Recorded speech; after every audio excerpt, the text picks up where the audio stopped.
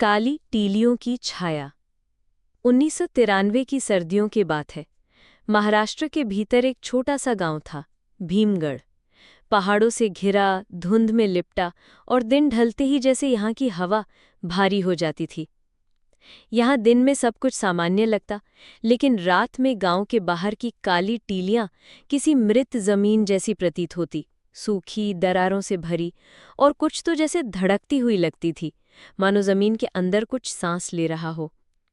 विनय और सोहम दोनों 14 साल के लड़के थे। विनय गांव के पोस्टमास्टर का बेटा था, पढ़ाई में औसत, लेकिन मन में कल्पना की आग। सोहम मंदिर के पुजारी का लड़का था, शांत, डरपोक, लेकिन विनय के साथ साहसी बनने का ढोंग करता। दोनों ने अक्सर रात में छत पर बैठकर वो टेलियां देखी थी। कभी कभी वहां कोई जगह बदलती परछाई, कभी नीले रंग का धुआं, और कई बार ऐसी आवाजें जो इंसानी नहीं लगती थी। लेकिन एक रात गांव में बिजली नहीं थी, चारों तरफ धुंध, दूर मंदिर की घंटी भी चुप। विनय ने कहा, आज चलते हैं टीलियों तक, कोई भी वहां गया नहीं है, हम क्यों न देखें क्या है। सोहम कांपते हुए बोला, पाटिल काका ने मना किया था, बोले थे वहां एक छाया है जो इंसान को देखती नहीं, समझती है। विनय मुस्कुराया, कहानी है यार, असली दुनिया में भूत नहीं होते। रात 9:30 बजे टॉर्च और कैमरा लेकर दोनों निकले। खेतों के किनारे किनारे, पुराने कुएं से आगे, और फिर पहुंचे उस सूनी सीमा पर जहां गांव खत्म होता था और टीलियों की भूमि शुरू। हवा एकदम शांत थी, पेड़ों के पत्ते नहीं हिल रहे थे, लेकिन किसी के कान में फुसफुसाहट सी आवाजें आ रही थीं। किसी ने पुकारा? सोहम ने पूछा। मैंने तो नहीं सुना, विनय ने कहा। तू अपने डर से लड़ाई कर, मैं देख रहा हूं सामने दरार जैसी कुछ है। वो दरार एक काले पत्थर के बीचों बीच थी, जैसे जमीन की हड्डी टूट गई हो। उस दरार से ठंडी हवा नहीं, एक अजीब सी घुटन बाहर आ रही थी, जैसे सड़ा हुआ इतिहास। और तभी टॉर्च की रोशनी झपकने लगी। सोहम कांपा। कुछ चल रहा है हमारी बाईं तरफ, किसी की परछाई देखी मैंने। दोनों ने मुड़कर देखा। काली टीलियों की चोटी पर एक मानव आकृति खड़ी थी, मगर आंखें चमक रही थीं, और उसकी छाया जमीन पर नहीं, आकाश में फैल रही थी। ये इंसान नहीं है, ये देख रहा है हमें।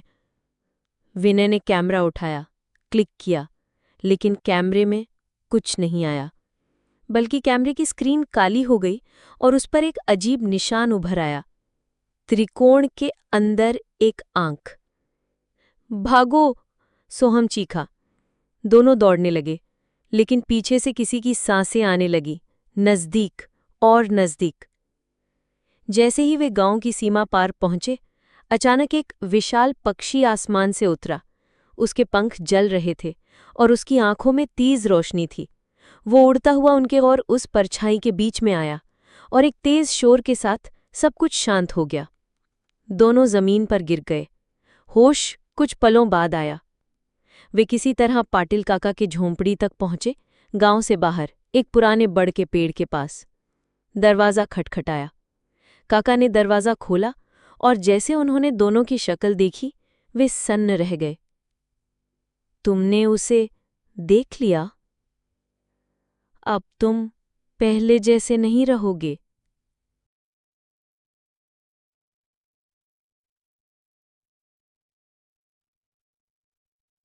कहानी चली गई 150 साल पीछे। शिव की तपस्या करने वाले एक साधक थे, त्रिलोचन नाथ। कहा जाता था कि उन्होंने 5 वर्षों तक न बोले न खाया, बस मस्तिष्क में एक ही विचार रखा, शिव को देखना है, छूना है, बनना है। लेकिन जब उन्हें कोई दिव्य दर्शन नहीं हुआ, तब वो भक्ति से मोहभंग हो गए, और फिर शुरू हुई प्रतिशोध की तपस्या। जिस ईश्वर ने दर्शन नहीं दिए, उसे उसके ही रास्ते से मिटाऊंगा।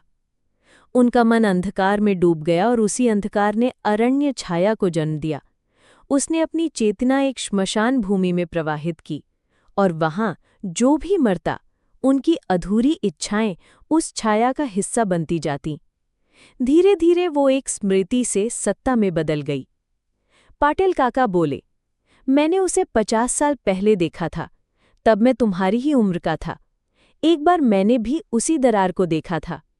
वो ठहर गए, लेकिन मुझे एक भिक्षु ने बचा लिया था, और आज शायद वही सफ़ेद पक्षी तुम दोनों के लिए आया। सोहम ने पूछा, परछाई अब क्या करेगी? काका ने कहा, अब वो तुम्हें पहचान चुकी है। वो कोई भूत नहीं कि सिर्फ डराए, वो विचारों के अंदर घर बना लेती है, और धीरे धीरे तुम्हारा मन तुम्हारा नहीं रहता।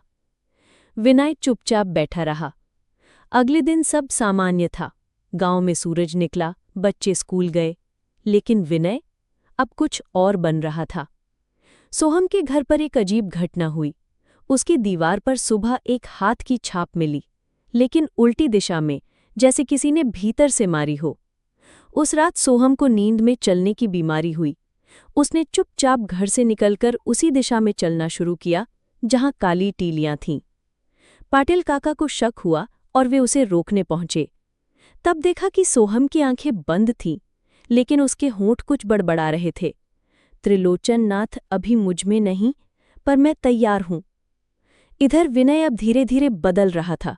वो अकेले बैठता, दीवारों से बातें करता और कहता, कभी सोचा है कोई विचार भी तुम्हें खा सकता है? उसके कमरे की दीवारों पर अब चित्र बनते थे। 3 आंखों वाला इंसान, उल्टे वृक्ष और एक धंसी हुई बावड़ी से निकलती छायाएं। विनय की मां ने डॉक्टर बुलाया तो विनय ने ठहाका लगाकर कहा, डॉक्टर, उसका इलाज नहीं जिसके अंदर छाया घर कर चुकी हो। अब पाटिल चाका को समझ आ गया था। छाया ने विनय को नहीं चुना था, बल्कि विनय में कुछ था जिसे वो सक्रिय कर रही थी। अब तक वो सोच रहे थे कि बच्चे शिकार हैं, लेकिन अब संदेह हुआ कि कहीं विनय ही इसका वाहक न हो। विनय अब पहले जैसा नहीं था। उसकी आंखें सूनी, हंसी खोखली, और वो जैसे समय में पीछे चल रहा हो। उसकी मां ने बताया कि वो अब खाना भी एक ही जगह बैठकर खाता है, बिल्कुल स्थिर। कभी कभी उसे कमरे में बड़बड़ाते सुना गया, अगर सोचने से ही संसार बनता है, तो अगर सोच ही सड़ जाए तो क्या दुनिया गल नहीं जाएगी? गांव वालों ने इसे पगला गया बच्चा मानकर बातों को टाल दिया, लेकिन पाटिल काका अब चुप नहीं थे। उन्हें पूरा यकीन हो गया था, विनय अब अकेला नहीं है, उसमें कुछ और भी है। एक दिन पाटिल काका विनय के घर पहुंचे और उसकी दीवारों पर बनी आकृतियां ध्यान से देखने लगे। हर चित्र में एक पैटर्न था। 3 बार दोहराया गया त्रिकोण के अंदर आंख, एक खुला मुंह जिससे परछाई निकल रही हो, और सबसे खतरनाक एक काली टीलियों जैसी आकृति जिसके ऊपर लिखा था, मूल विचार वापस आ रहा है। पाटिल काका के माथे पर पसीना आ गया। ये सिर्फ डर नहीं, ये कुछ बड़ा है, कोई द्वार खुल रहा है। पाटिल काका विनय के हालात को समझने के लिए गांव के 4 प्राचीन बुजुर्गों से मिले जो कभी शिव साधना संरक्षण मंडल में शामिल थे। उनमें से एक हरिहर जोशी ने कहा, त्रिलोचन नाथ ने मृत्यु से ठीक पहले कहा था कि मैं किसी बच्चे के मन में एक बीज छोड़ जाऊंगा। वो बीज 100 साल बाद फूटेगा और तब मैं लौटूंगा विचार बनकर शरीर ढूंढने। पाटिल काका का दिल बैठ गया। विनय वही बच्चा है जिसमें वो बीज बोया गया था। इधर सोहम की हालत भी बिगड़ रही थी। वो अक्सर रातों में चीखता, वो मेरे सिर के अंदर चल रहा है, उसकी उंगलियां मेरे सोच को मड़ोड़ रही हैं। एक दिन पाटिल काका ने सोहम को ध्यान से देखा। उसकी आंखें हल्की नीली थी, जैसे किसी रासायनिक प्रभाव में हों। पाटिल काका ने मंत्र पढ़े, लेकिन कोई असर नहीं हुआ। तभी सोहम ने कहा, अगर मैं सो जाऊं तो विनय जाग जाएगा, और जब वो जागेगा तो ये गांव नहीं रहेगा। पाटिल काका ने गांव के मंदिर की गुप्त लाइब्रेरी में जाकर विचार देवता और मनोछाया नामक एक पांडुलिपि खोजी। उसमें लिखा था, कुछ शक्तियां शरीर नहीं विचार चुनती हैं। वे भावनाओं में नहीं अवचेतन में जन्म लेती हैं, और जब विचार गहरे होकर संकल्प बनते हैं तो वो साकार हो जाते हैं, जैसे अरण्य छाया। पुस्तक में रोकने का उपाय भी लिखा था। केवल वो ही इसे रोक सकता है जो स्वयं को शून्य कर सके, जिसे न भय हो न आकांक्षा। वो ही छाया का दर्पण बन सकता है। अब गांव में अजीब घटनाएं रोज होने लगी थीं। दूध जमने लगा था बिना ठंड के, जानवर अचानक बीमार पड़ने लगे, और सबसे अजीब, लोगों की परछाइयां बदल रही थीं। एक औरत ने बताया कि उसकी परछाइयों से देख रही थी। सब जान गए कि कुछ अनदेखा गांव में पल रहा है, एक रात विनय अचानक गांव के चौक में खड़ा मिला। वो चिल्ला रहा था, तुम सब सोचते हो कि दुनिया बाहर है, लेकिन असली नरक तुम्हारे सिर के अंदर है। मैं सिर्फ दरवाजा हूं, पीछे जो है उसे रोक नहीं पाओगे। तब पहली बार गांव वालों ने देखा। उसकी छाया अब काली नहीं, गाढ़े नीले रंग की थी, जो जमीन पर नहीं, दीवार पर चल रही थी। जहां पहले वे चुपचाप खड़ी रहती थीं, वहां अब हर रात हल्की कंपन, धरती से उठता धुआं और वृक्षों की शाखाएं उल्टी दिशा में मुड़ती देखी जा रही थीं, जैसे कोई अदृश्य शक्ति उन्हें भीतर खींच रही हो। गांव में मानसिक बीमारियां बढ़ने लगी थीं। लोग बिना कारण घबराते, अपने ही घर वालों से डरते और कहते, कोई मेरी यादें खरोच रहा है। विनय अब शरीर नहीं, विचार है। विनय अब गांव में दिखाई कम देता था, लेकिन जब वो दिखता तो उसका चेहरा पहले से ज्यादा शांत, स्थिर और अजीब रूप से खाली होता। सोहम ने एक रात कहा, विनय अब वो नहीं है जो हमारे साथ स्कूल जाता था, उसकी मुस्कान अब हड्डी जैसी लगती है। एक दिन सोहम को एक चिट्ठी मिली, विनय की लिखी हुई, लेकिन लहजा किसी और का था।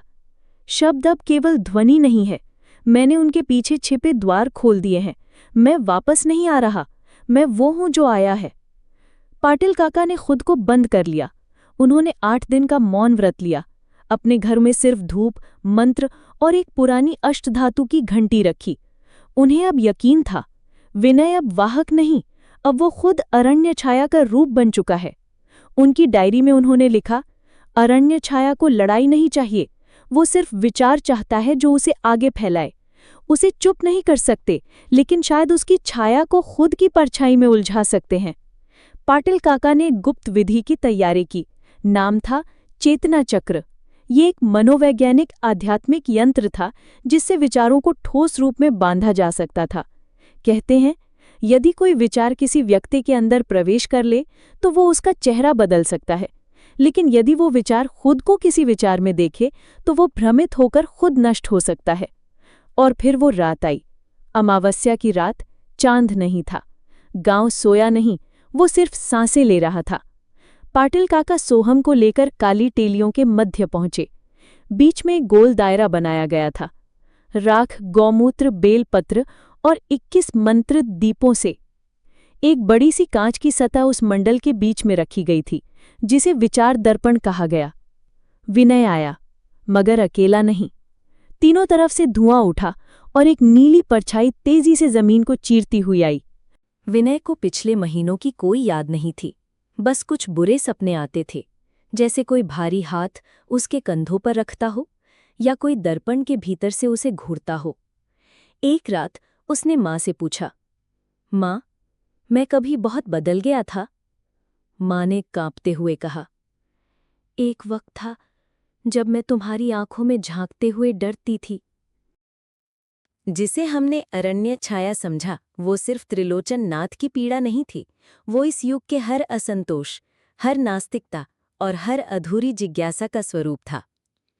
शायद विनय अब शुद्ध है, लेकिन दुनिया की सोच अब और गहराई से टूटी है। अगली बार वो एक गांव नहीं, एक देश की चेतना में उतरेगा। दूसरा मोड़, समय के 25 साल बाद, 2018। अब हम चलते हैं 25 साल आगे। स्थान पुणे शहर। एक मनोवैज्ञानिक अस्पताल, विभाग असाधारण मानसिक स्थितियां। एक नया मरीज भर्ती हुआ था, नाम शशांक वर्धन। लक्षण, दीवारों पर त्रिकोण बनाता था, कहता था मुझे कोई विचार काट रहा है, और हर रात बोलता था, विनय, तुमने मुझे नहीं मारा, अब मैं लौट आया हूं। डॉक्टरों ने उसे शुद्ध साइकोसिस घोषित किया, पर उसकी फाइल पढ़ते हुए अस्पताल के एक वरिष्ठ डॉक्टर हर्षदेव ने कुछ नोटिस किया। शशांक का जन्म 1993 में हुआ था, वही साल जब भीमगढ़ में काली टीलियों की घटना घटी थी। और अजीब बात, शशांक के जन्मस्थान का रिकॉर्ड रिक्त है। गांव की ओर एक पत्र। पाटिल काका अब नहीं थे, लेकिन उनके अंतिम इच्छा में लिखा गया था, यदि कभी त्रिकोण और आंख फिर से दिखे तो इसे सिर्फ गांव का रहस्य न मानना। ये अब एक चेतना है, और इसकी जड़ें अब धरा नहीं, मनुष्य की सोच में है। एक शहर में एक पुस्तकालय के कोने में एक 14 साल का लड़का बैठा था। वो दर्शन की किताब पढ़ रहा था। उसने बुदबुदाया, विचार क्या होता है? अगर कोई विचार बार बार सोच में लौट आए तो क्या वो जीवित हो सकता है?